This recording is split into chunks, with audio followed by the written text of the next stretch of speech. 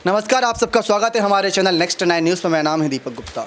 महाराष्ट्र की सियासत में बागी विधायकों के खेमे का रुख की अगर बात करें तो वो कहीं ना कहीं अभी तक पूरी तरीके से निर्भर नजर आया है शिंदे पर। जी हाँ, एकनाथ शिंदे उनके नेता बने हुए हैं। उद्धव ठाकरे ने कोर्ट के समक्ष ये बातें कही कि अध्यक्ष तो मैं हूँ, यानी शिवसेना पार्टी का अध्यक्ष मैं हूँ। मेरे पिता ने मुझे विरासत में सौंपी थी ये सारी चीज़ें, और मैं अपने माता पिता के पार्टियों का सिंबल का और उनके नाम का इस्तेमाल नहीं कर पा रहा, तो इससे ज़्यादा कहीं ना कहीं दुखदाई उनके लिए और कुछ हो ही नहीं सकता।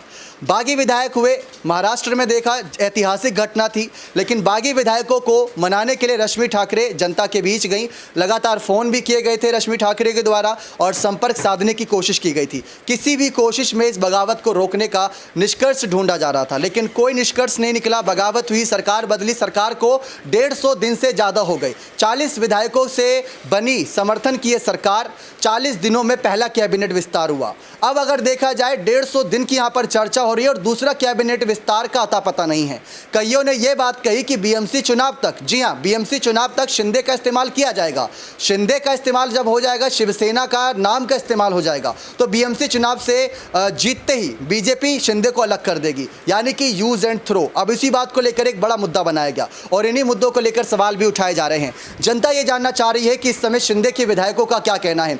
शिंदे के विधायकों की अगर बात करें तो वो अब चुप नजर आ रहे हैं। पहला कैबिनेट विस्तार में सारे मलाईदार कैबिनेट पद फडणवीस के पास चले गए। जितने भी बचे कुछ पद थे वो मिले यहाँ पर शिंदे को और शिंदे के मंत्रियों को। लेकिन उसके बाद चर्चाएं यही थी कि विधायकों की नाराजगी है, लेकिन कब तक, क्या उनकी नाराजगी को दूर की जाएगी। बीच में एक खबर आई थी कि महामंत्री मंडलों के जो पद हैं उनको फिल करने के लिए, उनको भरने के लिए तमाम नेताओं की नियुक्ति की जाएगी, लेकिन उसका भी अता पता नहीं। सरकार को लेकर अपने ही काफ़ी असमंजस चल रहे हैं। अजीत पवार और तमाम दिग्गज नेता यहाँ पर बयानबाजी करने से बच रहे हैं। खुद मुख्यमंत्री एकनाथ शिंदे और फडणवीस भी बच रहे हैं। क्यों? क्योंकि अभी महाराष्ट्र से गुजर रही है भारत जोड़ो यात्रा। राहुल गांधी की इस यात्रा के बीच बयानबाजियों का दौर रुका हुआ है। संजय राउत लगातार बयान दे रहे हैं, चाहे कोई भी मामला हो। अब इन्हीं सब मसलों को लेकर ये बातें उठ रही है कि रश्मि ठाकरे ने जो कदम उस समय उठाए थे, क्या बीएमसी चुनाव में उद्धव की जीत के लिए आगे आएंगी।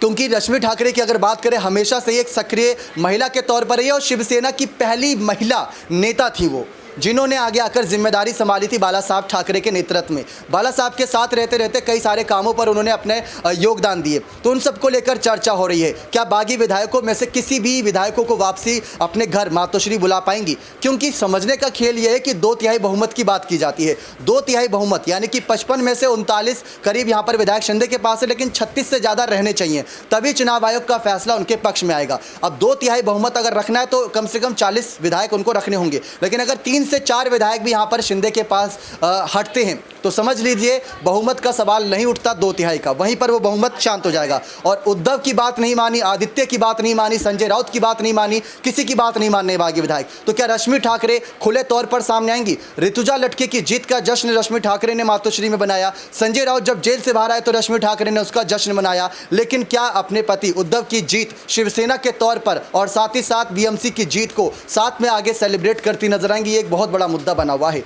तो महिला नेता के तौर पर रश्मि ने कई मिसालें खड़ी करी, लेकिन शिवसेना की अगर जीत दिलानी है तो परिवार को एकजुट रहना होगा, जिसमें आदित्य, तेजस, उद्धव के साथ साथ रश्मि को भी अब खुले मंच पर आना होगा। पर्दे के पीछे से नहीं बल्कि खुले मंच पर आना होगा। अब देखना दिलचस्प होगा कि उनका अगला कदम क्या रहता है। क्या आपको लगता है कि दूसरे कैबिनेट विस्तार के बाद कोई बागी विधायक शिंदे का साथ छोड़कर मातोश्री वापस आएगा? तो अपनी राय खुलकर कमेंट सेक्शन में जोड़ दीजिएगा। बहुत बहुत धन्यवाद।